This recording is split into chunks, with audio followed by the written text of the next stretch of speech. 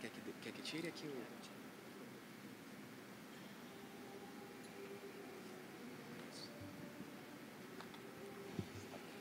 Obrigado.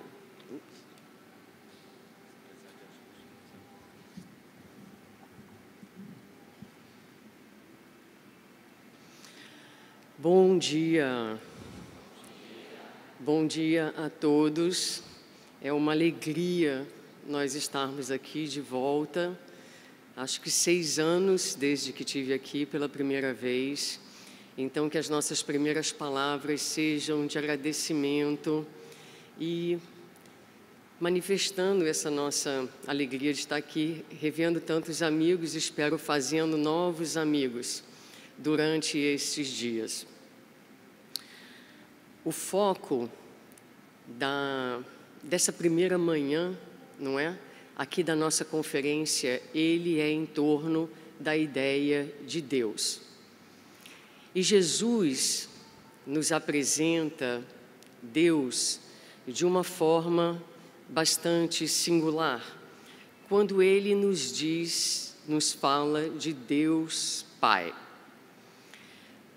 É ainda uma forma humana de nós entendermos a Deus, mas já nos dá algumas dicas, uma diretriz no que tange a maneira em que nós podemos pensar e nos relacionar com Deus.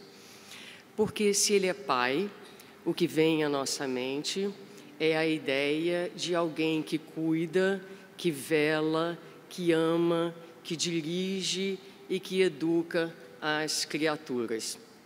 E esse Deus é um Deus de infinito amor, de infinita sabedoria. Então, nesse processo de guiar as criaturas, ele se utiliza de uma pedagogia divina, onde ele vai devagarinho introduzindo nas nossas vidas a verdade, de acordo com a nossa capacidade de entendimento, assim como as crianças, assim como nós um dia frequentamos a 2ª série, a 4ª série, o científico, já não sei mais se essas palavras são adequadas aqui, não é? Já são 30 anos fora do Brasil, mas nós vamos à escola e recebemos o conteúdo de acordo com a nossa capacidade de entendimento.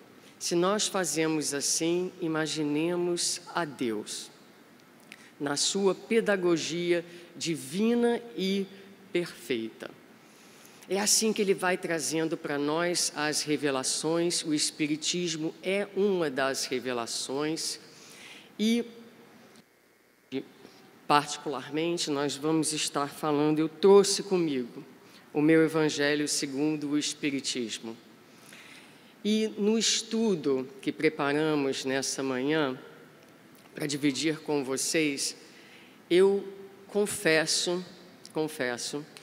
que me dei conta de que estudei, porque eu nasci em uma família espírita, a minha vida inteira, este livro, já li várias vezes, eu preciso agora, que vou ler mais uma vez, de um novo, porque não tem mais lugar para fazer anotações. Ele é todo riscado. Eu preciso de um evangelho novo. Mas sabe que me dei conta, olhando para ele, foi que a analogia que me veio à mente é quando eu, em um museu, visitando um museu, eu olho para uma obra de arte e sou tocada pelaquela obra de arte e tenho algum entendimento, talvez do pintor, talvez da técnica, mas sempre saio com a consciência plena de que eu não sou capaz de apreciar o valor daquela obra, porque me faltam elementos cognitivos, elementos sensoriais, para entender o valor da obra que eu estou olhando. E depois deste estudo do Evangelho, eu falei, meu Deus, carrego um tesouro nas minhas mãos e não havia me dado conta. O estudo da introdução de o Evangelho segundo o Espiritismo, que tantas vezes a gente passa assim meio batido, não é? mas que nos oferece elementos tão importantes, tão fundamentais, para que a gente aprecie o tesouro, a obra que nós temos em mãos. E tenho consciência de que continuo ainda carecedora de mais elementos que possam me orientar no sentido do verdadeiro valor do Evangelho segundo o Espiritismo. Mas voltando a Jesus, voltando a Deus, na verdade, Ele vai então nos introduzindo devagarinho à verdade. Recebemos as primeiras revelações com Moisés, que nos traz os 10 mandamentos. Mas, naquela época, Moisés começa, digamos assim, como porta-voz de Deus, a nos educar, trazendo para nós a noção de que as nossas ações têm consequências na vida presente, têm consequências no nosso dia a dia. Já foi uma revelação importante para um povo que era bem primitivo. Depois vem então Jesus.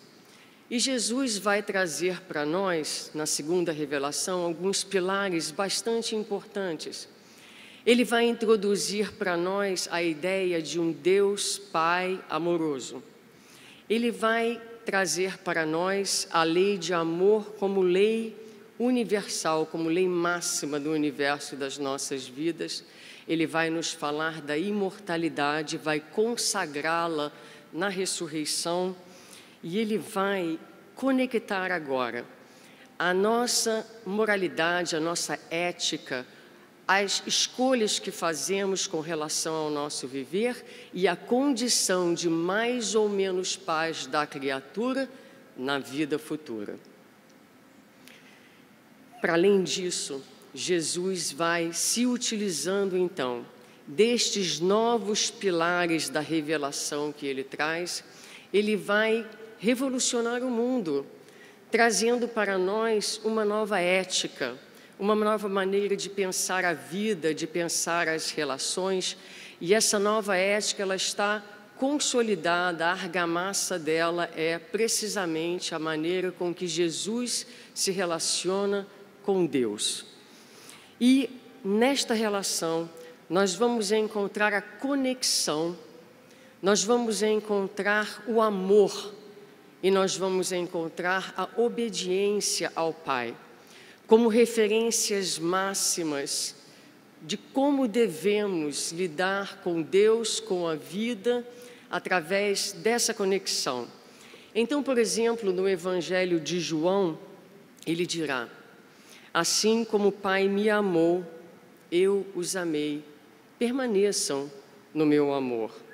Se vocês obedecerem aos meus mandamentos, permanecerão no meu amor. Assim como tenho obedecido aos mandamentos de meu Pai, e em seu amor permaneço. Então Jesus mostra aí a relação dele de amor e de obediência a Deus. Ou ainda em João 6, eu desci do céu não para fazer a minha vontade, mas a vontade daquele que me amou. Ou ainda o estado de conexão quando ele dirá: eu e o Pai somos um. Ele deixa para nós essa referência de obedecer à lei de Deus e vai exemplificá-la no seu viver. Como? Através da prática do bem. Então nós vamos ver o bem em todas as situações da vida de Jesus, expresso, debaixo desses pilares que ele traz da imortalidade, ampliando para nós já aí na segunda revelação o sentido da existência. E nós vamos ver então Jesus introduzindo conceitos que até hoje nós temos dificuldades de entender. Essa moralidade que ele traz e que foi tão avançada para aquela época, ainda hoje nos desafia. Porque ele vai, por exemplo, trazer para nós esse sentido da fraternidade universal, da irmandade, já que somos todos filhos de Deus, quando ele dá atenção e dignidade a todas as criaturas, quando ele cura o inimigo, quando ele conversa com a mulher, quando ele atende ao estrangeiro, mostrando que não há outros, há só uma família e que todos devemos nos tratar nessa maneira fraterna e amorosa, ele vai representar o bem quando ele concretiza no seu viver o amor em movimento. Ele vive em estado de doação, de tal forma que quando a mulher hemorroísa toca-lhe a veste, ele é curado, porque ele é todo doação. Ele vai personificar o bem quando ele, do alto da cruz, pede a Deus que perdoe a nossa loucura, porque nós não tínhamos ideia do que estávamos fazendo, e coloca o perdão como elemento fundamental da vida de relações. Ele concretiza o bem para nós quando ele fala em tantas vezes, de tantas formas, e também exemplifica a questão da humildade como aquela virtude essencial para que a gente possa entrar no reino dos céus. Jesus vem revolucionar a nossa existência com estes conceitos. Foi tão difícil para aquelas criaturas naquela época que eles o crucificaram, nós o crucificamos. E ele sabia que seria doloroso o processo do nosso crescimento. Ele sabia que nós não havíamos exatamente entendido aquilo que ele havia dito, e sabia também que ele não havia dito tudo, porque nós não tínhamos ainda o entendimento para tal. Então ele nos promete que traria para nós, que viria ao nosso socorro, o Consolador. E o Consolador então chega até nós na forma da doutrina dos Espíritos. E na introdução de O Evangelho segundo o Espiritismo está lá escrito: o Espiritismo vem para projetar luz no nosso passado e rasgar horizontes novos para o futuro. Vamos vendo aí a pedagogia divina introduzindo a verdade devagarinho, e agora chega a doutrina dos Espíritos e nos permite perceber que temos um passado, que somos hoje resultado das nossas próprias construções no tempo, mas se assim é, temos diante de nós a imensidão do futuro com todas as suas esperanças, cabendo também a nós, a partir de escolhas mais felizes no hoje, através de uma opção por uma vida mais moral e ética, vivermos em um mundo melhor e herdarmos essa terra transformada. E o Espiritismo traz novas luzes porque traz chaves que vão abrir muitas das passagens de Jesus que estavam ali, digamos assim, resguardadas. É como se a verdade estivesse resguardada para que devagarinho, na medida em que fôssemos evoluindo e crescemos, pudéssemos acessá-la de acordo com a nossa capacidade de tolerar, de compreender, de processar e de integrar no nosso viver. Por exemplo, o Espiritismo traz a chave preciosa da reencarnação. Imaginemos Nicodemos, na época de Jesus, tentando entender como entrar no reino de Deus. E ele aborda Jesus exatamente com essa questão, intrigado, num esforço intelectual de tentar entender aquela ideia, e diz: como pode nascer um homem, já sendo velho? Pode tornar a entrar no ventre de sua mãe para nascer uma segunda vez? E Jesus vai dizer que é necessário renascer em água e em espírito. E ele fica perturbado: como pode ser isso?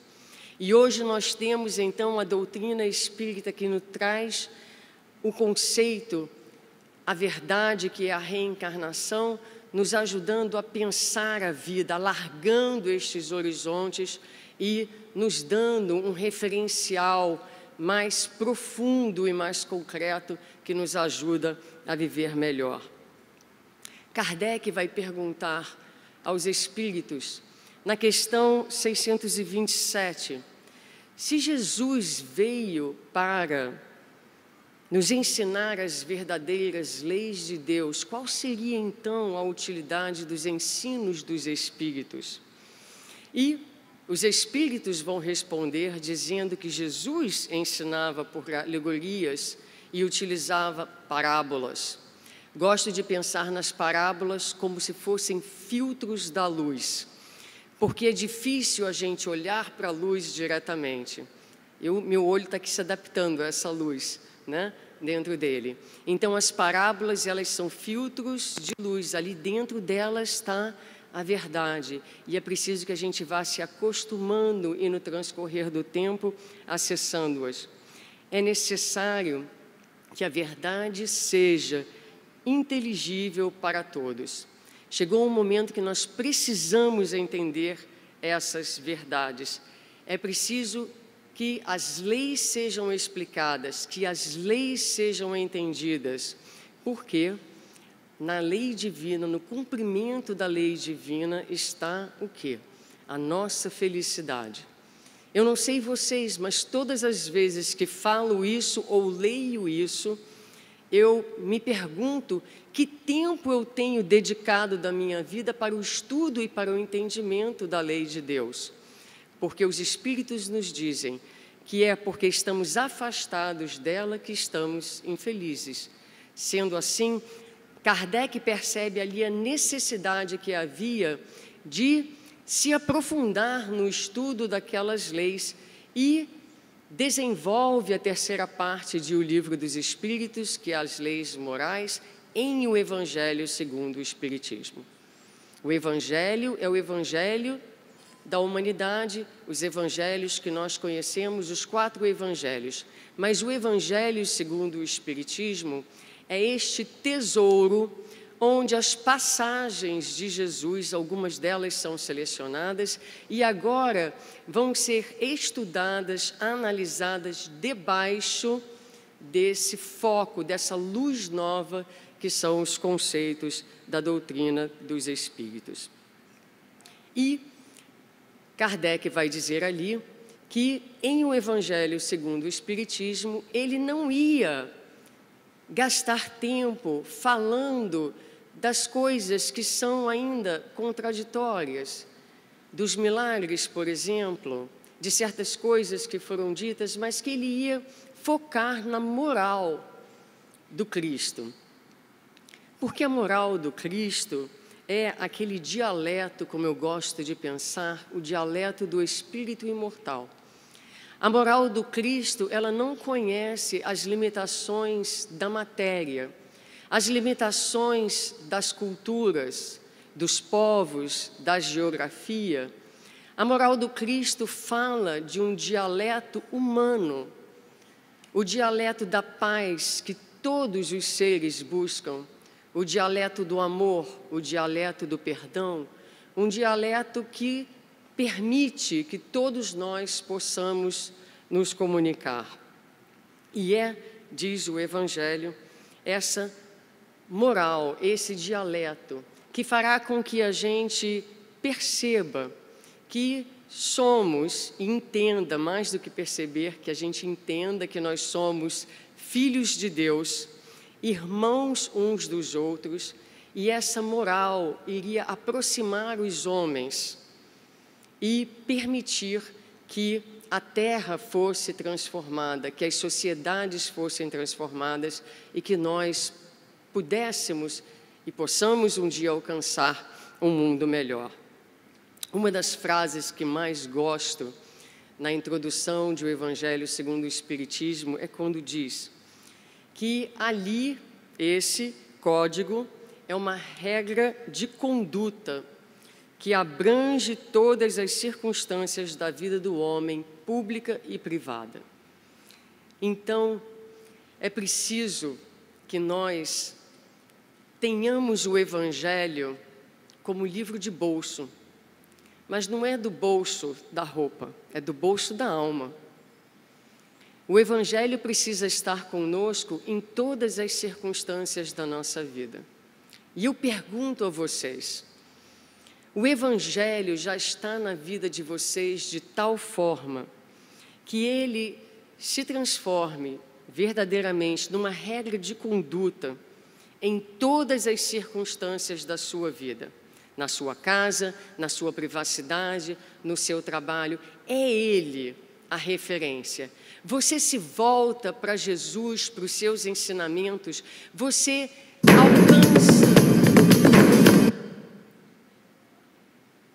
alcança dentro, manifestações físicas, né? Fenômenos de manifestações físicas. Tudo bem, a gente escutou.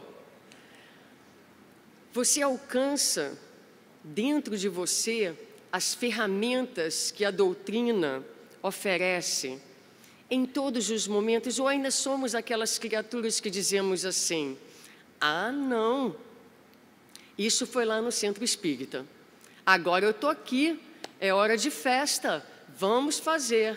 Ou, ah, não, né? Agora não, agora eu vou ser gente do mundo. A gente ainda vive assim, essa dicotomia, porque para que a gente herde a terra é necessário que o Evangelho esteja no bolso da nossa alma. Ou seja aquele companheiro, aquele amigo, aquela referência de luz, quando a gente se encontrar na escuridão, aquela referência de luz em todos os momentos da nossa vida. Ele precisa estar presente, como diz lá, o princípio de todas as relações sociais que se fundam na mais rigorosa justiça. Qual é a mais rigorosa justiça, se não fazer ao próximo aquilo que gostaríamos de fazer conosco mesmos? Então, será que na nossa vida de relações, nós estamos buscando aplicar essa máxima em todos os momentos? E diz ainda, roteiro infalível para a felicidade vindoura. Roteiro infalível para a felicidade vindoura. Então, esse livro é um livro divino. É um livro que muitas vezes a gente abre assim ao acaso para buscar uma inspiração, mas é um livro que nós devemos estudar do início ao fim, para o resto das nossas vidas. E a introdução é como se ela nos preparasse para a viagem que é adentrar este livro. Então, ela é dividida em 4 partes. A primeira parte fala dos objetivos da obra. E qual é o objetivo do Evangelho segundo o Espiritismo? Coloquei aqui alguns pontos com as minhas próprias palavras. Promover a compreensão da profundidade dos ensinos de Jesus debaixo das luzes do Espiritismo. Fomentar a reflexão sobre a vida espiritual. Nós nos sabemos espíritos imortais, mas ainda não vivemos como tal. Incentivar a vivência da lei de Deus. É preciso, escutem bem, é preciso que nós tenhamos sede de viver a lei de Deus. É preciso que nós tenhamos sede de retidão, porque os caminhos tortuosos, os caminhos, oh meu Deus, a palavra em português, quando a gente tenta cortar o caminho, né? Os shortcuts, desculpa, não é? Os atalhos, obrigada, os atalhos, eles não têm nos ajudado, nós temos nos perdido. Então, o Evangelho, ele é para nós esse roteiro de retidão, que vai nos ajudar a andar de forma mais segura. Ele vai também nos oferecer o consolo e a esperança nas horas mais difíceis da nossa vida. Ele vai falar para a gente da bondade de Deus. Ele vai falar para a gente do nosso destino, dos mundos felizes.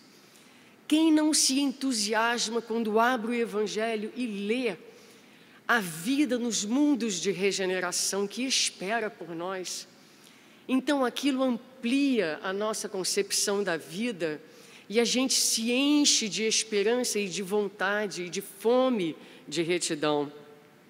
E ele vai oferecer um guia prático, Quando lemos com cuidado ali, há 1000 exercícios de retidão que os espíritos, que Kardec, que a doutrina e que Jesus nos convidam a fazer. E depois vem um item chamado a autoridade da doutrina, o controle universal do ensino dos espíritos. Por que será que ele está ali, naquela introdução? E é importante a gente perceber que se esse corpo de doutrina viria reviver e expandir os ensinamentos daquele que foi o que é o governador do nosso planeta, era necessário que fosse um ensino revestido de autoridade para tal. Por isso está ali na introdução do Livro dos Espíritos. E que autoridade é essa que tem a doutrina espírita? Confesso mais uma vez, isso aqui está virando um confessionário, confesso mais uma vez que nunca tinha dado tanta atenção a esse item da introdução. Mas ao reler e a estudar mais uma vez, ele fala verdadeiramente dessa pedagogia divina, desse cuidado de Deus. Deus tem estratégias. E muitas vezes na nossa correria e no nosso viver assim um pouco raso, a gente perde, a gente deixa de perceber a incrível estratégia, a incrível organização de Deus na condução dos nossos caminhos e das nossas existências. Então, vem essa doutrina, uma doutrina que, diz o Evangelho, quis Deus, ou seja, da vontade de Deus, que essa revelação chegasse até nós por um caminho mais rápido e autêntico. Então Deus encarrega uma legião, um exército de espíritos nos dois lados da vida para trazerem essa mensagem de um ponto a outro do planeta ao mesmo tempo, porque era preciso que ela chegasse para todas as criaturas, para as criaturas mais ignorantes e para as criaturas mais estudadas, ao mesmo tempo, sem dar a ninguém o privilégio exclusivo da obtenção daquela mensagem. A mensagem não vem vinculada a nada que é perecível e a nada que é destrutível. Então, ela não está vinculada a uma cabeça, ela não está vinculada a um homem, ela não está vinculada a uma instituição. Ela não nasce da ideia de alguém que tinha, da cabeça de alguém que tinha uma ideia preconcebida. Pelo contrário, ela nasce da análise de feitos ali presentes que, sendo estudado, levam a descobertas surpreendentes. E é assim, então, que nasce a doutrina espírita, trazendo esse conceito importante, que é da universalidade do ensino dos espíritos. E diz Kardec que era preciso que assim fosse, para que ele pudesse, então, estando disponível, estando em toda parte, conclamar os homens à fraternidade universal. É na universalidade dos espíritos, diz lá na introdução, que está a força do espiritismo. A força que será capaz, de novo, de falar a todos os corações indistintamente, levando a eles a mensagem da fraternidade e do amor. Mas, naturalmente, a gente sabe disso. Como nós vamos saber se a mensagem dos Espíritos é de fato a verdade? Então, ali nós vamos aprender que há outros critérios importantes que foram utilizados pelo codificador para que esses princípios que foram formulados verdadeiramente refletissem a verdade. Que faz então Allan Kardec? Ele submete aquelas mensagens que haviam chegado de mais de 1000 centros espíritas espalhados por todo o mundo. E ele submete aquelas mensagens ao critério da razão. Ele vai analisar as mensagens e vai perceber se elas contradizem ou não o bom senso. Vai perceber se aquelas mensagens de alguma forma excluem algum grupo e, se assim o fazem, ele coloca de lado. Ele aguarda o tempo, ele continua as suas investigações antes de chegar a uma conclusão final. Mas ainda assim não era 100% seguro, porque qualquer homem tem um conhecimento limitado e poderia enganar-se. Então entra aí um outro princípio muito importante, que é o princípio da concordância dos espíritos. Vamos imaginar isso.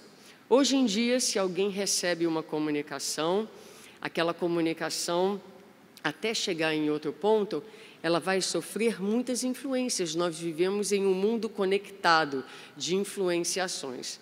Na época de Kardec não havia isso. Então, essas mensagens pipocavam nesses mais de 1000 centros por médiuns que não conheciam uns aos outros e, ao chegarem até ele submetia à razão e ele buscava a concordância dos ensinos. Vou trazer um exemplo para vocês que eu acho, quando eu li, eu falei, nossa, olha, porque às vezes isso parece uma coisa um pouco teórica, mas eu achei esse exemplo na Revista Espírita de 1858, que fala um pouquinho de como Kardec, que é um dos soldados de Jesus, não é? Ele fez esse trabalho de análise cuidadoso da concordância dos espíritos. Então, ele estudava a pluralidade dos mundos e a questão de Júpiter. Se a vida no planeta Júpiter, como eram as características de Júpiter. E ele vai dizer assim, o que aqui dá certo valor ao que dizem os espíritos é a correlação existente entre eles, pelo menos quanto aos pontos principais.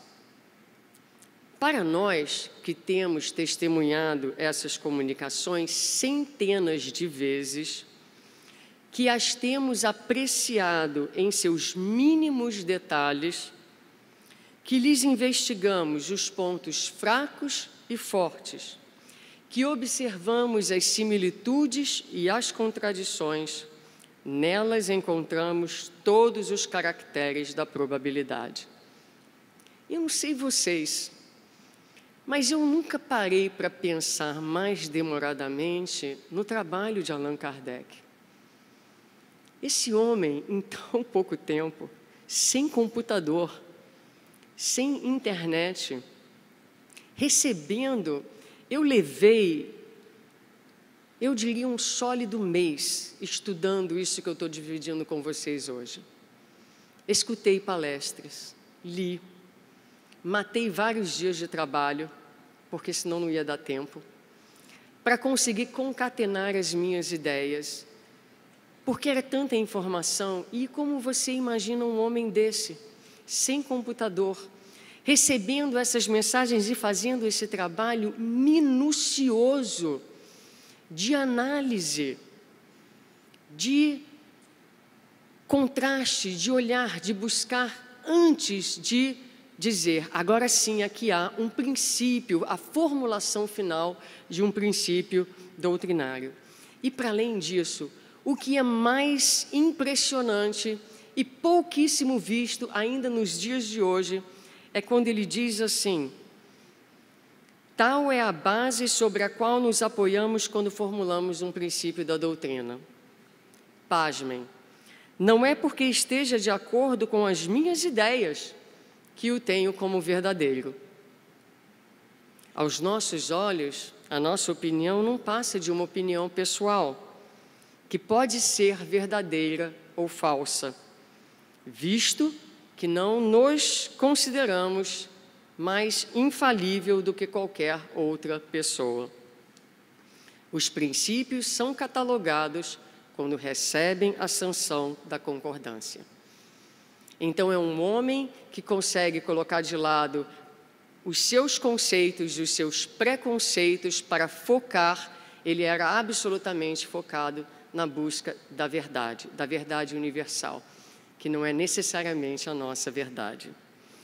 E nós vamos ver aí também, na maneira em que a doutrina é então organizada, uma metodologia de trabalho que hoje nós buscamos de forma ainda tão pálida exercitar, onde não é a verdade de um que predomina, mas é a concordância dos ensinos, das ideias que juntas dos trabalhadores, desses trabalhadores do Cristo, que vieram se ajudando, que vieram se complementando para que nós tivéssemos acesso à verdade.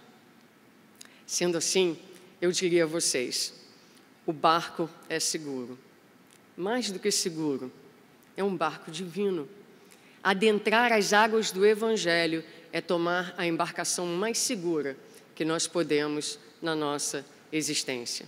E se vamos fazer essa viagem, como qualquer viagem que fazemos, é necessário que tomemos de determinadas instruções que nos ajudem a navegar, e é isso que a introdução do Evangelho segundo o Espiritismo faz para nós, quando Kardec ali coloca, então, fatos históricos, traz para nós um glossário, para que a gente entenda quais eram as circunstâncias, ali há palavras que hoje em dia já não usamos, mas que vão nos ajudar a entender as histórias, os conceitos, o contexto, para podermos melhor dali extrairmos a verdade. E para além disso, nós vamos encontrar também ali um item que é relacionado aos precursores da doutrina espírita, Sócrates e Platão, que foram precursores tanto na maneira de pensar, porque buscavam a verdade de uma forma através do questionamento, através do diálogo, através da reflexão, e trouxeram para nós elementos importantes como a imortalidade, mostrando mais uma vez que Deus vai devagarinho introduzindo os conceitos e que muitas vezes a gente tem pressa, nós temos pressa, o nosso tempo é diferente do tempo de Deus.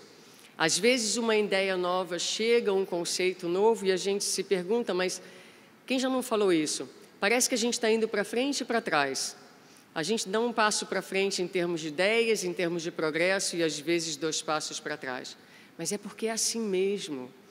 A evolução não é linear e é preciso que haja trabalho das ideias nos tempos e nas gerações até que elas se consolidem dentro da estrutura da comunidade e do ser humano. Então, essa parte da introdução vai nos falar exatamente de como essas ideias já estavam ali presentes, porque grandes ideias jamais irrompem de súbito, diz o Evangelho.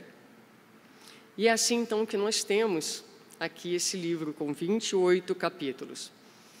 Os capítulos não são organizados de forma cronológica, mas segundo a sua natureza.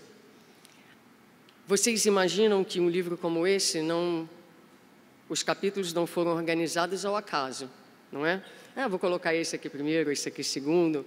Então, há uma estrutura para o Evangelho. Diferentes estudiosos olharam para essas estruturas e há uma pequena diferença em termos da classificação, mas nós vamos ver que os 4 primeiros capítulos, eles nos falarão de alguns elementos básicos que são importantes e fundamentais para que a gente entenda o que vem depois, que são as consolações. Então, nós vamos ver, por exemplo, do capítulo 5 em diante, o ensino moral, as bem-aventuranças, que falam do quê? Que falam das virtudes que nós devemos trabalhar. Bem-aventurados, felizes são aqueles que são mansos, que são pacíficos, que são misericordiosos, os espíritos puros. Na questão 170 de O Livro dos Espíritos, por exemplo, Kardec vai perguntar: que se torna o espírito depois da última encarnação? E a resposta é: espírito puro, espírito bem-aventurado. Então, os 4 primeiros capítulos, os elementos fundamentais, a reencarnação, a imortalidade, a progressão, os mundos habitados, para que a gente vá entender, para que quando falem das consolações, aquilo faça sentido para nós. E a gente entenda que este é o caminho, estas são as virtudes. Depois nós vamos ter, nas questões mais adiante, da 11 a 17, uma sequência de exercícios relacionais. Então, ali, amar ao inimigo, amar ao próximo como a si mesmo, honrar a pai e a mãe, exercícios da vida de relação. Depois temos um número de capítulos do 18 ao 26 que vai nos falar da necessidade de agora aplicarmos esses conceitos na comunidade, dentro da sociedade. E vai terminar no capítulo 27 e 28 trazendo a redenção final, ali no Pedi e Obtereis e na coletânea das preces espíritas. É um tesouro. É um tesouro. Se nada ficar, porque às vezes a gente escuta uma palestra e aí sai da palestra e diz assim, meu Deus, que palestra ótima, ou talvez não, e a gente comenta e a gente sai com entusiasmo e na manhã seguinte a gente não consegue lembrar o que foi falado. É uma pena. Mas, eu gosto sempre de dizer assim, se ficar alguma coisa, que fique para vocês o que ficou para mim. O que eu levo desse estudo é um sentimento de uau, uau, uau diante de Deus, uau diante dessa organização, uau diante desse presente, desse tesouro, que eu quero sim, eu preciso, que ele esteja cada dia mais na minha vida. Não é para a gente carregar o Evangelho na nossa mão, na nossa bolsa, ou deixar na nossa mesa de cabeceira. É preciso que a gente queira verdadeiramente viver o Evangelho. O mundo pede Evangelho. O mundo pede Jesus de volta. E a gente gostaria de encerrar com vocês, então, dividindo uma oração. Permitam-me ler. Uma oração que se encontra no livro da Esperança, do Espírito Emmanuel, por ocasião da celebração dos 100 anos do Evangelho segundo o Espiritismo. E ela fala da nossa gratidão a essa obra, quando diz assim, se chama Obrigado, Senhor. Há um século, convidaste Allan Kardec, o apóstolo de teus princípios, à revisão dos ensinamentos e das promessas que dirigiste ao povo no Sermão da Montanha e deste-nos o Evangelho segundo o Espiritismo.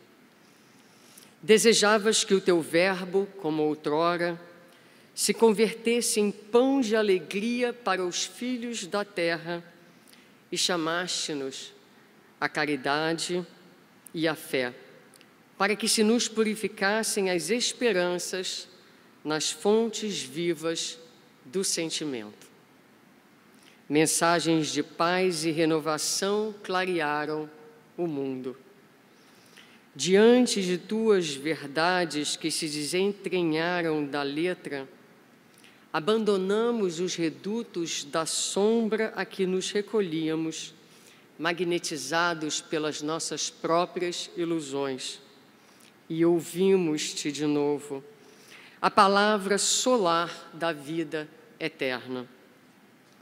Agradecemos-te esse livro, em que nos induzes à fraternidade e ao trabalho, à compreensão e à tolerância, arrebatando-nos a infligência das trevas pela certeza de tuas perenes consolações. Obrigado, Senhor, não somente por nós, que devemos a estas páginas as mais belas aspirações nas tarefas do cristianismo redivivo, mas também por aqueles que as transfigurariam em bússola salvadora nos labirintos da obsessão e da delinquência, pelos que as abraçaram quais âncoras de apoio em caliginosas noites de tentação e desespero, por aqueles que as consultaram nos dias de aflição e desalento, aceitando-lhe as diretrizes seguras, nas veredas da provação regenerativa, pelos que as transformaram em bálsamo de conforto e paciência nos momentos de angústia, pelos que ouviram junto delas o teu pedido de oração e de amor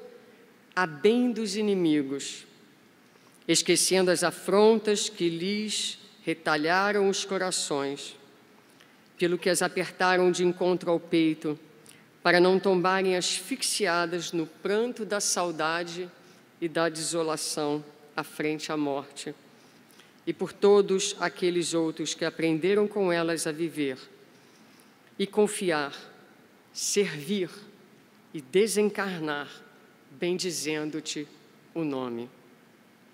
Ó Jesus, no luminoso centenário de o Evangelho segundo o Espiritismo, e agora nos 160 anos, em vão tentamos articular diante de Ti a nossa gratidão jubilosa. Permite, pois, agradeçamos em prece a Tua abnegação tutelar e enlevados ante o livro sublime, que Te revive a presença entre nós, deixa que Te possamos repetir, humildes e reverentes. Obrigado, Senhor. Muita paz.